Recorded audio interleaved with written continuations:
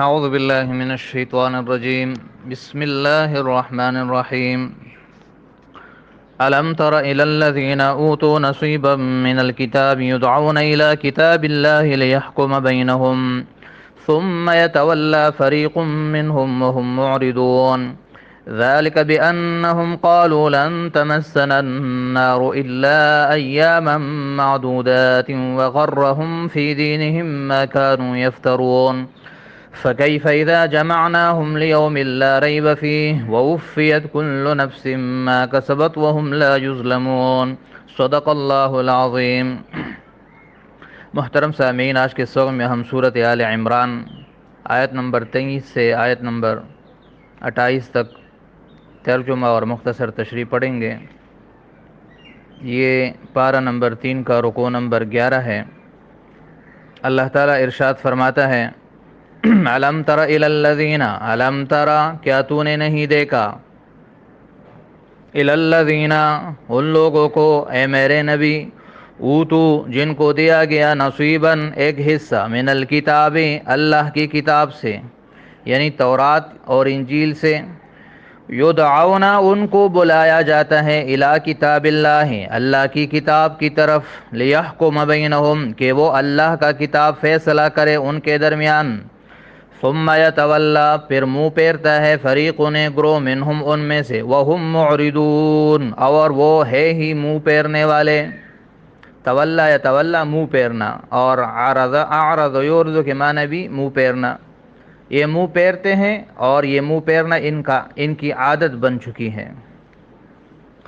ذالک بانہم قالوا یہ منہ پھیرنا، بانہم قالوا اس وجہ سے کہ وہ کہتے ہیں، لن تمسنا النار ہمیں ہرگز نہیں چھوئے گی آگ، الا مگر ایاما معدودات چند دن، ایامن دن، معدودات چند گنے چنے شمار کے چند دن، یعنی جتنے کہ ہم نے بچڑے کی عبادت کی صرف اتنے دن ہم جہنم میں جائیں گے. یہ ان کے خود ساختہ عقیدے ہیں. وغرہم اور دھوکے میں ڈالا ہم ان کو، فی دینہم ان کے دین کے بارے میں، ما ان باتوں نے، کانوا یفترون جو وہ اپنی طرف سے گڑھتے ہیں، جو وہ اپنی طرف سے بناتے ہیں، یعنی بلا دلیل خود ساختہ عقیدے اور دلی خواہشات اور آرزوئیں ہیں جن کے پیچھے وہ چلتے ہیں اللہ رسول کی باتیں چھوڑ کر. فکیفا پس کیا حال ہوگا، یعنی ان کا بہت ہی برا حال ہوگا، اذا جمعناہم جب ہم ان کو جمع کریں گے، لیوم اس دن میں، لا ریب فیہ جس میں کوئی شک نہیں، یعنی قیامت. ووفیت کل نفس ما کسبت اور پورا دیا جائے گا، کل نفس ہر شخص کو، ما کسبت بدلہ ان اعمال کا جو اس نے کیے. وہاں خود ساختہ عقیدے نہیں چلیں گے بلکہ اعمال کے مطابق فیصلہ ہوگا. وَهُمْ لَا يُظْلَمُونَ اور ان پر ظلم نہیں کیا جائے گا. قُلِ اللَّهُمَّ فرما دیجئے اے میرے نبی، اللہم اے اللہ، اللہم اصل میں ہے یا اللہ، تو اس میں یا کو حذف کیا گیا اور اس کے عوض میں آخر میں میم مشدد لایا گیا تو اللہم بن گیا. اللہم اے اللہ، مالک الملک اے بادشاہی کے مالک، ملک بمعنی اختیار، اقتدار، قبضہ اور قدرت. مالک الملک اے ہر قسم کے قبضہ و قدرت اور اختیار کے مالک، اے ہر قسم کے تصرف کے مالک. تو اوتل ملک تو دیتا ہے بادشاہی، یعنی دنیا میں اقتدار، دنیا میں غلبہ اور دنیاوی حکمرانی اور حکومت دیتا ہے، من تشاء جس کو تو چاہتا ہے، وتنزع الملک اور تو چھین لیتا ہے بادشاہی، ممن تشاء جس سے چاہتا ہے. اس میں صحابہ کو خوشخبری ہے کہ ان قریب تم ساری دنیا پر غلبہ کر لو گے اور سارے عرب کی حکمرانی تمہیں اور تقریباً ساری دنیا کی حکمرانی تمہیں ملنے والی ہے. وَتَنزِعُ الْمُلْكَ اور تو چھین لیتا ہے بادشاہی، ممن تشاء جس سے تو چاہتا ہے، وَتُعِزُّ مَن تشاء اور جسے تو چاہتا ہے عزت دیتا ہے، وَتُذِلُّ اور ذلت دیتا ہے، من تشاء جسے تو چاہے. بِيَدِكَ الْخَيْرُ تیرے ہاتھ میں ہے الخیر ہر قسم کی بلائی. انک علی کل شیء قدیر، بے شک تو ہر چیز پہ بڑا قدرت رکھنے والا ہے. قدیر چونکہ مبالغہ کا صیغہ ہے اس لیے میں نے ترجمہ کیا بڑا قدرت رکھنے والا. تولج اللیل، تو داخل کرتا ہے رات کو، فی النہار، دن میں. وتولج النہار، اور تو داخل کرتا ہے دن کو، فی اللیل، رات میں. دن کو رات میں داخل کرنے سے مراد دن اور رات کا گھٹنا اور بڑھنا ہے. جیسے کہ ہم گرمیوں میں دیکھتے ہیں رات چھوٹی ہوتی ہے، دن بڑا ہوتا ہے. سردیوں میں پھر رات لمبی ہوتی ہے اور دن چھوٹا ہو جاتا ہے. یا ایک ہی وقت میں کہیں پر دن 8 گھنٹے کا، کسی میں 10 گھنٹے کا، کسی میں 12 گھنٹے کا، یہ اختلاف. وَتُخْرِجُ الْحَيَّ، اور تو نکالتا ہے زندے کو، من المیت، مردے سے. وَتُخْرِجُ الْمَيِّتَ، اور نکالتا ہے مردے کو، من الحی، زندے سے. زندے سے مردہ نکالنا یعنی مومن سے کافر، اور انسان سے نطفہ، اور حیوان سے انڈا. اور مردے کو نکالتا ہے زندے سے، تو اس کا اپوزٹ ہو گیا، اس کا عکس ہو گیا. انسان سے نطفہ، یہ مثال ہے زندے سے مردے کی، اور نطفے سے انسان، یہ مثال ہے مردے سے زندہ کی. کافر سے مسلمان، یہ مثال ہے مردے سے زندہ کی. اور مسلمان سے کافر، یہ مثال ہے زندے سے مردہ کی. جیسے ابراہیم علیہ السلام کا باپ آزر، وہ کافر تھا، بیٹا مسلمان. اس طرح اور مثالیں. وَتَرْزُقُ، اور تو رزق دیتا ہے، مَن تَشَاءُ، جس کو تو چاہتا ہے، بغیر حساب، بغیر حساب کے، یعنی اتنا زیادہ کہ حساب مشکل ہو. لا يتخذ المؤمنون الكافرین، چاہیے کہ مومن کافروں کو نہ بنائے اولیاء، دوست.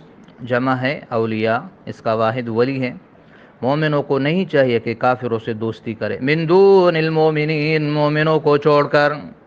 وَمَن يَفْعَلْ ذَلِكَ، اور جو ایسا کرے گا، جو ان سے دوستی کرے گا، فَلَيْسَ مِنَ اللَّهِ، تو نہیں ہے وہ اللہ کے ساتھ، فی شیء، کسی چیز میں. یعنی وہ ان سے دوستی کرنے والے کہ پھر اللہ سے دوستی نہیں رہے گی، وہ مومنوں کا دوست پھر نہیں رہے گا. إِلَّا أَن تَتَّقُوا، مگر ایک صورت میں کہ تم تَتَّقُوا مِنْهُمْ، بچاؤ کرو ان سے، تقاہ، کسی طرح، یعنی کافروں کا غلبہ ہو اور ان کے شر سے محفوظ رہنے کے لیے ظاہری رکھ رکھاؤ کرو، تو اس کی اجازت ہے. وَيُحَذِّرُكُمُ اللَّهُ نَفْسَهُ، اور اللہ ڈراتا ہے تمہیں، نفسہ، اپنے آپ سے، نہ کہ غیر اللہ سے، لہذا اللہ ہی سے ڈرو، کسی اور سے نہیں. وَإِلَى اللَّهِ الْمَصِيرُ، اور اللہ ہی کی طرف مصیر، لوٹنے کی جگہ ہے، کہ موت کے بعد سب کو اللہ کی طرف جانا ہے. محترم سامعین، پہلی آیت کا تعلق اہل کتاب سے ہیں. اس میں ہے کہ کیا آپ نے ان لوگوں کو نہیں دیکھا جن کو کتاب کا ایک حصہ دیا گیا. تو کتاب کا ایک حصہ جن کو دیا گیا، اس سے مراد علماء اہل کتاب ہے، یہود و نصارہ کے علماء ہیں.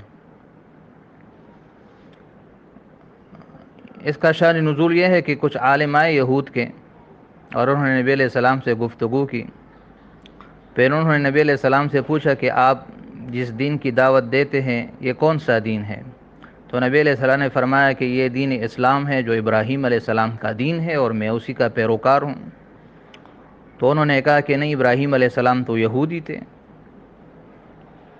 تو نبی علیہ السلام نے فرمایا کہ اچھا، اپنی کتاب لاؤ، اپنی تورات لاؤ، اور وہاں سے دکھاؤ کہ واقعی ابراہیم علیہ السلام یہودی تھے یا مسلمان تھے، حنیف تھے. تو اس پر انہوں نے انکار کیا اور اپنی کتاب پیش نہیں کی، کیونکہ ان کو پتہ تھا کہ کتاب کی روح سے ابراہیم علیہ السلام کا دین اسلام تھا، اور وہ دین حنیف کے پیروکار تھے. تو اللہ فرماتے ہیں کہ یہ ایسے لوگ ہیں کہ جب ان کو اپنی کتاب کی طرف بلایا جاتا ہے کہ وہ فیصلہ کرے، تو یہ ان سے منہ پیر لیتے ہیں. اور یہ تو ان کا طریقہ ہی رہا ہے کہ جہاں بھی ان کی مرضی کے خلاف کوئی بات ہو، وہاں یہ پیچھے ہٹ جاتے ہیں. آگے اللہ وجہ فرما رہے ہیں کہ اس کی وجہ یہ ہے کہ انہوں نے اپنے لیے خود ساختہ عقیدے گڑھ رکھے ہیں، اور وہی عقیدے انہوں نے اپنے پیروکاروں کو بھی سکھائے ہیں کہ ہم تو جہنم میں نہیں جائیں گے، اور اگر گئے بھی تو صرف چند دن کے لیے. اور جیسے قرآن میں ہے، ایک اور جگہ وہ فرماتے ہیں، اللہ تعالیٰ فرماتے کہ یہ کہتے ہیں کہ لن يدخل الجنت الا من كان هودا او نصارى، کہ جنت میں تو صرف یہودی جائیں گے۔ عیسائی کہتے ہیں کہ نہیں، جنت میں تو صرف عیسائی جائیں گے۔ یا ایک اور جگہ اللہ نے ان کا قول ذکر کیا کہ یہ کہتے ہیں نحن ابناء اللہ واحباؤ، کہ ہم تو اللہ کے بیٹے ہیں اور اللہ کے محبوب ہیں اور اللہ کے لاڈلے ہیں۔ اور عیسائیوں نے کہا کہ بس عیسیٰ علیہ السلام نے ہمارے لیے صلیب پر قربانی پیش کی تو بس یہ ہمارے گناہوں کا کفارہ ہو گیا۔ پھر ان کے علماء نے ان کے لیے عقید کفارہ گڑھ لیا کہ بس جو بھی گناہ ہو پادری پوپ کے پاس جاؤ اور اس کے سامنے گناہ کا اقرار کرو اور چند فیس جمع کرو، کچھ فیس جمع کرو، چند پیسے جمع کرو تو وہ گناہ معاف ہو جائے گا۔ تو اس طرح ان کے غلط اور خود ساختہ عقیدوں نے ان کا دماغ بگاڑ دیا ہے، اس وجہ سے اب یہ ہر قسم کے گناہ پر جری ہو چکے ہیں۔ تو مسلمانوں کو اس طرح کے خود ساختہ عقائد سے بچنا چاہیے۔ اصل چیز قرآن و حدیث ہے۔ قرآن و حدیث جس طریقے میں نجات کا جس طریقے میں نجات کہتا ہے صرف اسی میں نجات ہوگا، اس کے علاوہ نہیں۔ یہ اللہ فرماتے یہ کہتے ہیں ہم جہنم میں جائیں گے بھی تو صرف چند دن کے لیے، اور ان کو ان کے خود ساختہ باتوں نے دھوکے میں ڈال دیا۔ تو اللہ فرماتے کہ پھر قیامت کے دن ان کا برا حال ہوگا کہ ان کے یہ خود ساختہ باتیں یہ سارے ختم ہو جائیں گے۔ وہاں پر فیصلہ ہر انسان کا اس کے عمل کے حساب سے ہوگا۔ جس نے اچھا عمل کیا ہوگا ایمان کی حالت میں وہی نجات پائے گا، اور جس نے برا عمل کیا ہوگا یا ایمان نہیں ہوگا اس کے سینے میں تو اس کا ٹھکانہ جہنم ہوگا۔ آگے خوشخبری ہے مسلمانوں کے لیے، اور اللہ کی عظیم قدرت بتائی جا رہی ہے۔ نبی علیہ السلام کو فرمایا جا رہا ہے کہ آپ اس طرح دعا کریں کہ اے اللہ، اے ہر قسم کے تصرف اور اختیار کے مالک، تو جسے چاہتا ہے بادشاہی دیتا ہے، جسے چاہتے چھینتا ہے، جسے چاہتا ہے عزت دیتا ہے، جسے چاہتے ذلت دیتا ہے، دن کو رات میں، رات کو دن میں، زندے سے مردہ، مردے سے زندہ۔ یہ سارے تصرفات دنیا میں جتنے بھی ہو رہے ہیں ان سب پر اختیار صرف ایک اللہ کا ہے۔ وہی مالک ہے، وہی خالق ہے، اور وہ حاکم مطلق ہے، اس سے کوئی پوچھنے والا نہیں۔ تو اس میں مسلمانوں کو، صحابہ کرام کو خوشخبری ہے کہ عنقریب ساری دنیا کی بادشاہی اور اقتدار اللہ تمہیں دے گا، اور ان کافروں کو ذلیل کرے گا، ان سے دنیا کا اقتدار چھین کر تمہیں دے گا۔ آخری آیت میں مسلمانوں کو منع کیا جا رہا ہے کہ کافروں سے دوستی نہ کرو، جو ان سے دوستی کرے گا اس کی اللہ سے اور مسلمانوں سے دوستی ختم ہو جائے گی۔ لہذا کافروں کے ساتھ دوستی اور دلی تعلق ہر صورت میں ناجائز ہے، دل میں ان سے نفرت ہونی چاہیے۔